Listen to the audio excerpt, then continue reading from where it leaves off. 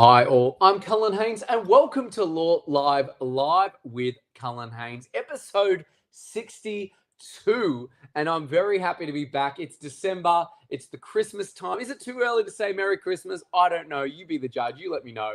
But we've got a special pre-Christmas gift for you today. We've got a legend in every sense of the word, legal principal, founder, runs a successful law firm.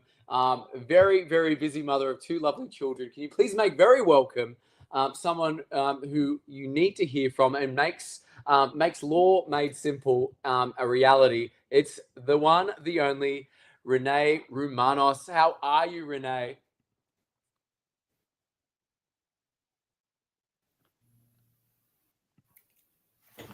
Hi, it's so great to be on the show. It's good to have you. What is happening in your circle of influence? Tell me what's going on. Oh my goodness, what's not happening? Exactly. Business is good. Our team is growing. We officially have myself plus 3 lawyers, and they're all rock stars. It's really exciting. Family life is good. I have 2 kids in school next year. Oh my God. Sent husband on the trip to the uniform shop today. He messaged me with the receipt and he was like $650 later. And I was like, Wow. Oh my God, wrap up those uniforms and put them under the Christmas tree. Oh my God. Oh, that is crazy. Isn't it nuts, the cost? I think the first child cost $1 million. The second child cost $500,000 because you kind of give whatever you can to the first one, you know? Yeah, literally. Yes, exactly. So you do certainly have your hands full. And I will recommend that people join in. We've got a few people joining in on LinkedIn, TikTok, Facebook, Twitch, X.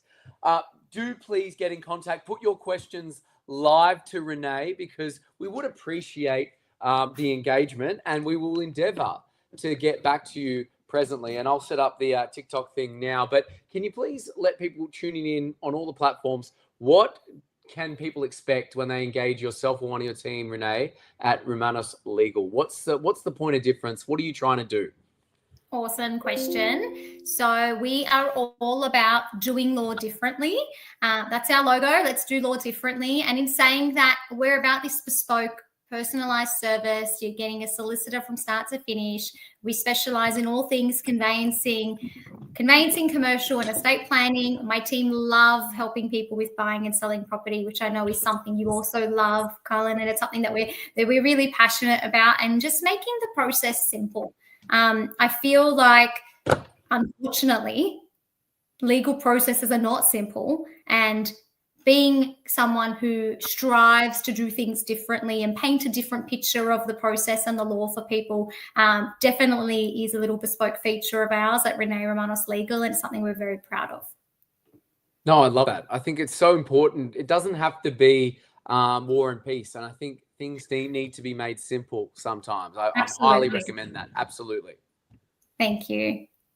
And, you know, you got so many things that you're doing. We were just talking offline about the life of having 2 children under 5, basically. Like, how do you explain your life using just film titles, would you say? Oh, God. How do I explain my life? Okay, I would say I feel like a clown who's juggling, like just got the juggling balls all the time. Yeah. Something like that. If I had to describe my life in a movie, or with, using movie subtitles or something along those lines, something crazy, something that is like, Mission Impossible, or The Good, the Bad, the Ugly. Or it's something about life always being really, really hectic. But I probably wouldn't change it, because if it was really quiet and boring, I probably wouldn't know what to do. No, correct. You strike me as someone who likes being busy, I would say, Renee. I do a little bit. Very opposite to my husband, who is not, he does not like things being busy. So it definitely works. No, good. It's a good balance. It's the yin and the yang, right? Totally. And I'd love to maybe cast our mind back. What sparked Renee's interest in law initially? Oh, good question. I'd probably be lying if I said it didn't have something to do with watching Legally Blonde as a kid. I'd be lying if it didn't. But I think my curiosity with law sparked with problem solving and standing up for people, and always wanting to do something that made a difference. When I was in primary school, there was a bully of a teacher and no one would say boo. Everyone would hide under the desk when they saw this particular person walk in the room. And I remember being called up to the principal's office because I said words that weren't too nice and put this teacher in their place and said, sorry, but if you speak to the students with such disrespect, how do you expect them to speak to you with any respect? It's a two-way street. Let's just say I maybe got suspended for saying some things that weren't too nice. But when I look back, I think about it and I'm like, if my kid did that, I'd be proud. Good on you. You took a stand. Yeah. And I think that speaks volumes about your character. Yeah, something like that. I'd like to think so anyway. Well, it's probably a nice segue into our next question. What would you like to see the need for change in law? Like, what do you want to see change?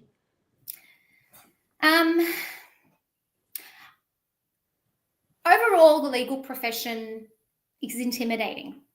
People think lawyers need to be intimidating. And really, we can be kind and professional. There's no need to sound like a DICK every time we communicate. But unfortunately, people would know in law land, that is just how people communicate. So to me, I think if I could strive for some sort of change, it would be that we collectively were more approachable, more solutions driven, and a little bit more courteous and kind to our friends on the other side. I feel like that's something that is sort of close to my heart, and I'm always trying to be super nice and super professional and super kind to whoever's on the other side of a matter, because there's no need to be a DICK. Unfortunately, that's just the way, for whatever reason, someone once upon a time told lawyers that that's how we should act. So if there's something I could do, I think just reinforcing that we need to just be a little bit kinder would be something that I'd love to see changed in, for the future generations. Yeah, I think that's a good point. I think, I've done a LinkedIn poll on this and it seems to end up 50-50, but when you have a choice to be right and kind, pick kind, It's a funny question. It's a funny question. People naturally think of lawyers as scary people. We don't have to be scary. Yes, we can be. I'm sure I can be scary too when I need to be. But it doesn't need to be an everyday thing for an every transaction thing. But unfortunately in law land, it seems to be more common than not. Yeah, it's a really good point. And what I would love to know is, obviously you have no problem standing up to not only people of authority, but people who unduly exert their authority. And you're running a successful practice. What is a surprising skill that's helped you be assertive and helped you in your legal career? It's a good question, and it's one that I really thought around how I answer this particular question, because I want it to be an honest answer. Now, here's something I don't talk about very much, something I've never really spoken about publicly, but I have a neurodiverse brain, as many professionals may have and don't really like to admit it, because it's a thing that isn't strongly, or a thing that people understand as to why. But I think of my neurodiverse brain as a bit of a superpower in my legal work, insofar as it gives me this ability to hyper focus on things, and also helps me really deep dive into a case in a way that a normal brain may not be able to do, and nothing can interrupt my flow if I'm hyper focusing. And this neurodiverse brain also sort of helps me be really creative and think outside the box and spot solutions in a way that are strategic. But let's be honest, every lawyer will say something along the lines of, what's our day look like? We juggle deadlines, we juggle 1,000 client emails, our phone rings from 9 to 5 nonstop. But funny enough, with my natural neurodiverse brain, for me, that natural state is just my chaos. And it's something that's not a challenge, but it's just the way in which I operate, and it works really well. Neurodiverse brain. I'm going to have to look more into this. It sounds interesting. It's actually just ADHD, but we're going to call it a neurodiverse brain because it sounds really lovely. Whereas ADHD sounds really, it's just got a different tone to it. So we're just going to stick to the neurodiverse brain. No, good point. Good point. Well, I think my university professor once called me a maniac.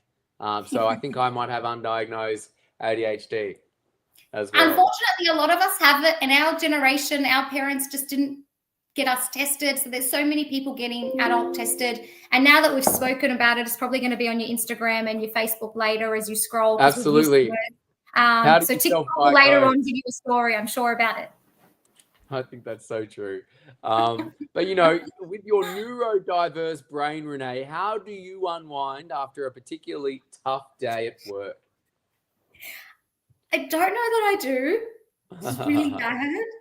Some days, I think my weeks are so different, but there are definitely some days that I work until late, and sometimes I'm sitting in the home office to some ridiculous hour. And then there are other days that I go to bed at 7:30. So I have a few mixed days a week. I'm either in bed at 7:30 or I'm working till midnight.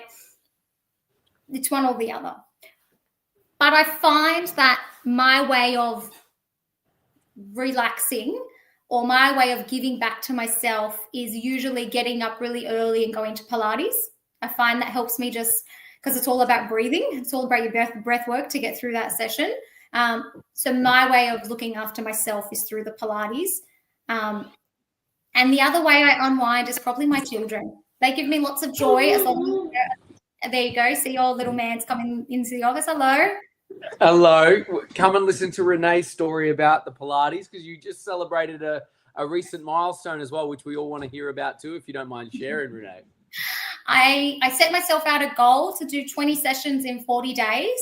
It wasn't really my goal. It was KX Pilates, and they set a goal for all of us. We bought a package, and we set out to do 20 sessions in 40 days, which works out to be around 4 sessions or 5 sessions a week.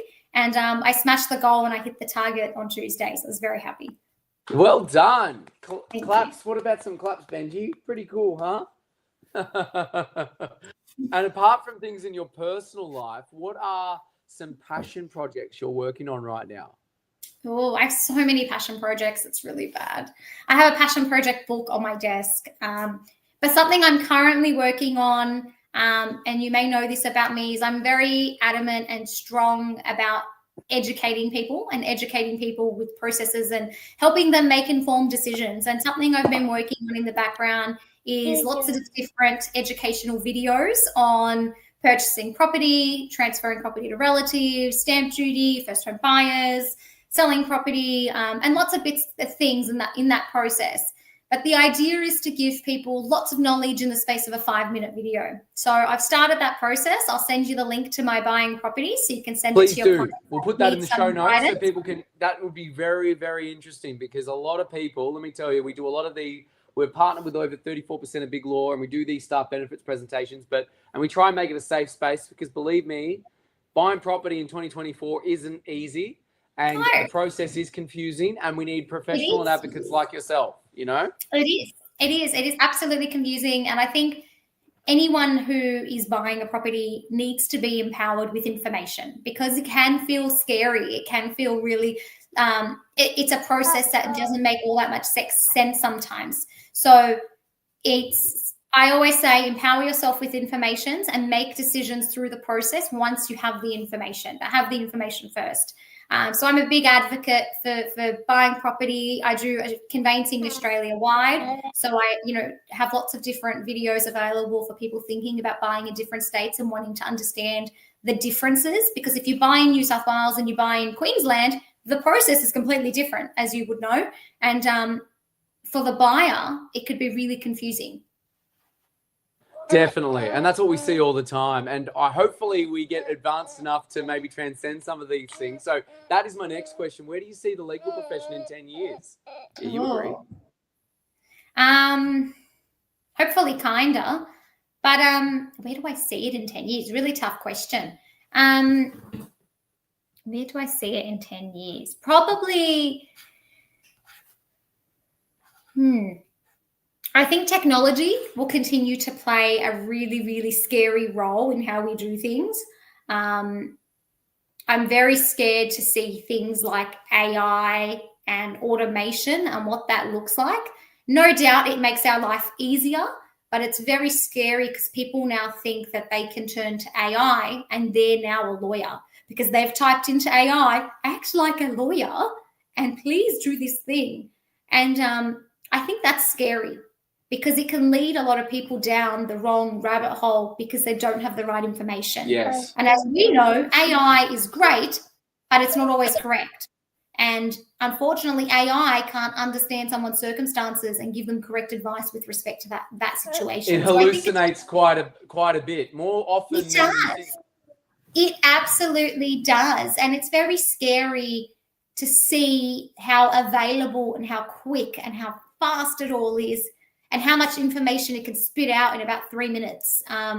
So it's a little bit scary that that's sort of the pathway we're heading on. So it'd be really interesting to see how we continue to pave the way whilst we have these big scary things happening in the background. Yeah. And I'd love to know, and Benji would too, what's the most unusual client request outside of AI you've ever received? Oh, okay. I would say something along the lines of, I had a client ring me and the client was angry and she was not happy. And she was like, Renee, I need you. I was like, sure, what are we doing? Like, who are we suing? And I said it as like I was joking. I said, who are we suing? She goes, the neighbor's rooster won't shut up.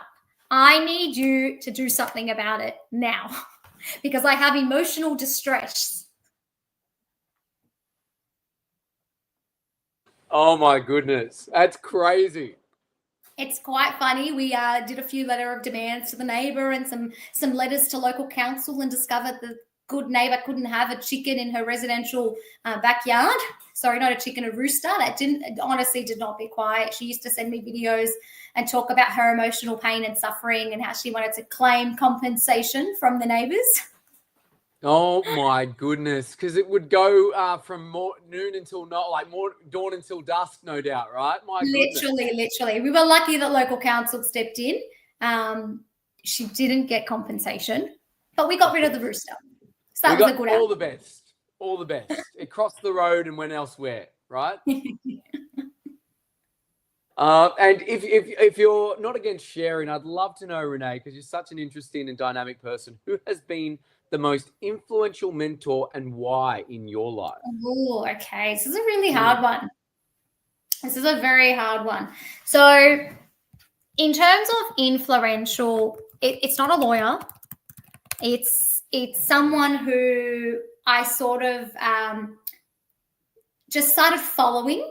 And it was interesting because I started following this particular person when I was pregnant with my first. And it's Jacinda Ardern, who's the New Zealand's Prime Minister. Yes. And it's funny, the reason I started following her is because we were pregnant at the same time. And she was, I used to really love how she just, rock what she was doing with her big belly. And she gave me the confidence to do it. Because at the time, as a lawyer in her, in my career, I used to feel a bit of discrimination because of my choices. And I was pregnant with my first in the year of 2018. Yes. And I had, at the time, I was working for Qantas in their legal team. It was a really, really cool role. And my sweet miracle of a baby was unexpected.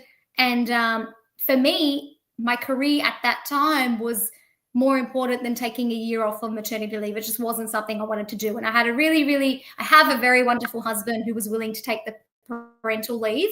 And I watched Jacinda Ardern go back to work 5 minutes after she had a baby. And I was like, I can do that too. If she can go run a country, I can go be a lawyer. Why not? If her husband can stay home and look after the baby, I don't see why mine can't. And she was a bit of a person of influence to me because she sort of gave me the confidence and the reassurance that my decisions weren't crazy, even though my family probably thought that they were, and they weren't your normal thing that people do. So that's my person of influence, and I still sort of watch her as she goes through life doing her amazing things and sort of feel inspired to do amazing things too. I love that. I think shout out to Jacinda Ahern if you're watching. I have maybe she's watching. Hey, we get a wide variety of people listening to this, so it'll be nice as a short. We'll be sure to tag her on the socials as well. Well done. I really like that, Renee. That's a really nice story. Thank you for feeling comfortable for sharing that. And I like I'm listening to a great book on Qantas at the moment as well, The President's Lounge. So very interesting or during that time as well. But I'd love to ask you, lessons for young professionals starting their career. What should people know? All right. We live in a funny world where lots of people watch things like Suits and they're like, I want to be like that. Here's a message. Being a lawyer is nothing like Suits. Let's just cut it. Cut the BS. It's nothing like Suits. There's no Rachel Zane. There's no Mike Ross. None of that crap exists. Move on from that. Now, I think for young people in their career, my advice is go and find a mentor. Go and find someone who inspires you. Unfortunately, in Lawland, as I said before, there's lots of DICKs, and you're probably going to work for one or two in your time. You might. Definitely. Don't let that scare you, because we all have. Everyone has worked for a D head at some point in their careers, and a lot of people get really scared by that because it's scary. Now, I think young professionals need to find people that inspire them and find ways to work with them and to learn and to be involved and move forward with their careers by having the right people around them. I always say to young professionals, you don't know everything, and that's okay. Don't pretend you do. No one knows everything, but if you don't know something, you need to ask. And I have a law student who works with me. She's worked with me for nearly a year, and she came into my firm just by chance. I was doing estate planning for her grandmother, and her grandmother was like, my granddaughter's going to be a lawyer and blah, blah, blah. And really funny, she gave my business card to her granddaughter, and her granddaughter contacted me, and she's wonderful. But she's first year law, so she's very, very fresh.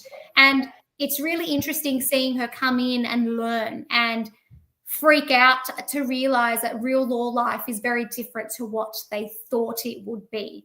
And often she says, oh my God, you do that? Oh, you have got to be really detailed, don't you? Oh my God, you really need to use people's middle names? Like, oh, okay.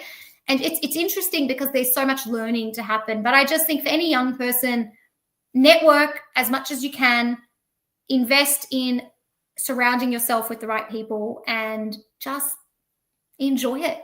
You're only studying for so many years. You're only going to be junior for so many years. Have fun in the process. And if you work for a D head, big deal. Deal with it and then move on, find someone really amazing, because there's so many amazing lawyers out there that would love to mentor young people who, that want to do things differently and that want to make a difference in the world and want to, be really good lawyers. There's lots of amazing lawyers out there who struggle finding the young professionals to come into the team that we could dedicate all our time to. Well said, Renee. I think it aligns perfectly with, I think Wayne Dyer once said, there's only 5 negative Wally people in the world, and there's only 5 of them, but they tend to move around a lot, Yeah, so you just got to be careful, right. And you'll probably run into 1 or 2 of them. We all do. It's just life, but they make us better. They make us stronger, and they teach us a thing or two on the way. Absolutely. Well said. And obviously, we're coming to the end of the stream. We've got some bonus questions for you, which I'm dying to ask you. But when all is said and done for you, Renee, at the end of the day, at the end of the night, how would you like to be remembered?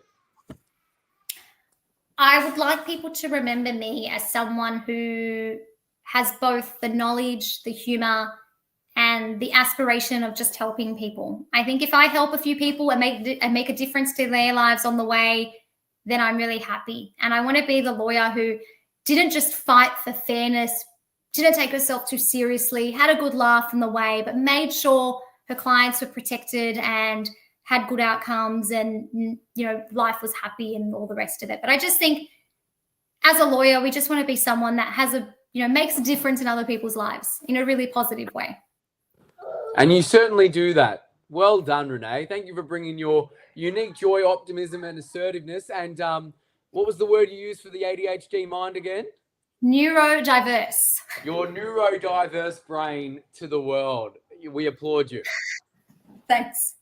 Where can people find you? Where are you hanging out most? Where can they connect with you?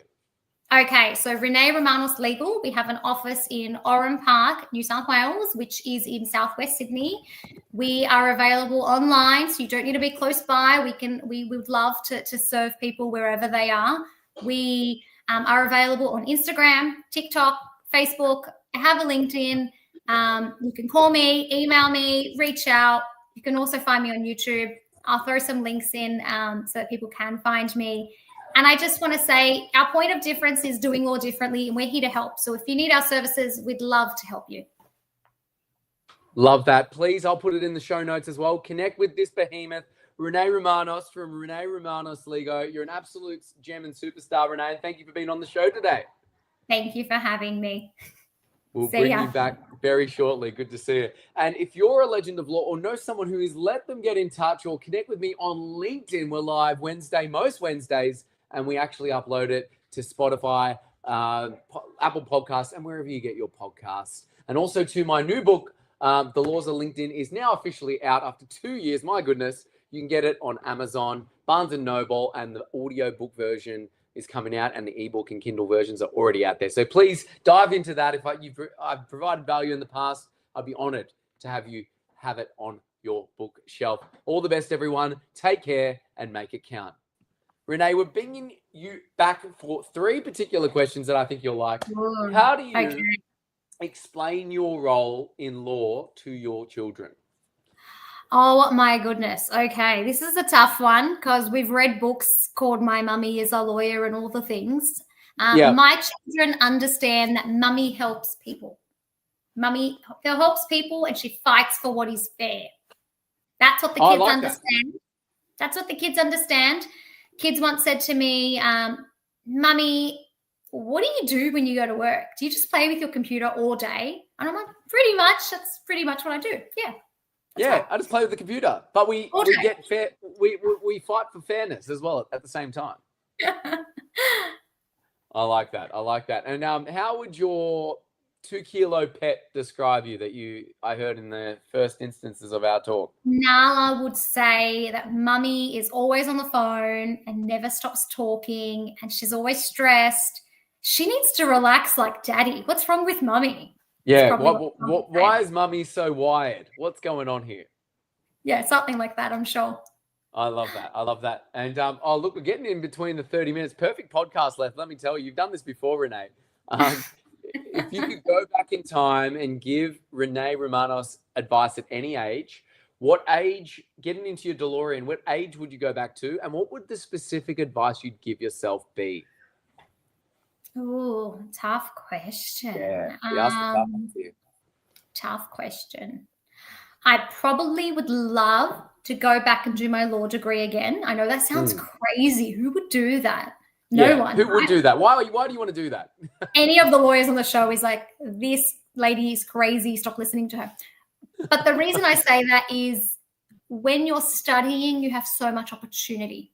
And I think people don't realize the opportunity at their fingertips. And when I studied law, I was really lucky. I was at Western Sydney Uni. Everyone was mates. Everyone was cousins. It was a really cool place to be because everyone was really together. And I did night classes for most of my degree, and I worked full-time in a law firm. So I had great experience in law world. But I think if I could go back, I'd probably connect with more people, network a little bit more, spend more time in the rooms of judges, barristers, and just get a feel for the different people out there. when I was studying in law, I was in compensation for 5 years. So it was, it was a really niche area of law. So I think if I could go back, I would probably try and get lots of experience in lots of different areas so that I had more opportunity at my fingertips rather than sort of niching myself and then trying to do that later in my career. I'd probably do that earlier in my career. And I always tell the law student that works with me how lucky she is because she has opportunity in front of her and she can see so many areas of law in one day. And her name is Helena. She's amazing. And shout out to Helena. She's great. I hope she listens to this. But she often doesn't realize the opportunity of, doing some of the conveyancing, doing a bit of estate planning, looking at, a criminal law matter, looking at this thing, looking at that thing, and just the opportunity of all that diversity, because it's rare that you get so much diversity when you're young. So I think if I could go back, I would go and get more experience in different areas and hang out with some different people. So I think that's what I do. Very, very sound advice for anyone watching or re-watching, re-listening. Thank you so much, Renee. Really appreciate you coming on the show today. Thank you. Thank you so much for having me. And I love the show. It's such a great platform. And congrats on your book. I can't wait to read it. Oh, thank you so much, Renee. It means the world. I think that's my cue in the background. I'm going to help Madam. Bye for now, everyone. Thank you, Renee, and have a great Wednesday evening. Bye.